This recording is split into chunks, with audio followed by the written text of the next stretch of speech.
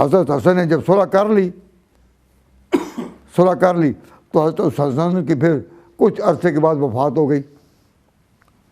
एक प्रोपेगेंडा किया जाता है कि जी अमीर मुआविया ने माज़अल्लाह किसी औरत के ज़रिए से ज़हर दिलवाया था इमाम हसन को।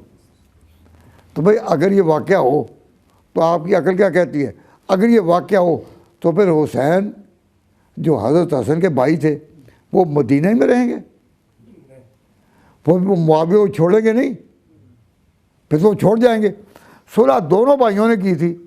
तो अगर ये वाक़या हो कि हज़रत हुसैन हज़रत हसन की शहादत में अब मुआविया का दखल हो तो फिर हुसैन की गैरत रहे कबूल करेगी कि वो वहीं रहकर अमीर मुआविया के वजीफ़े कबूल करें।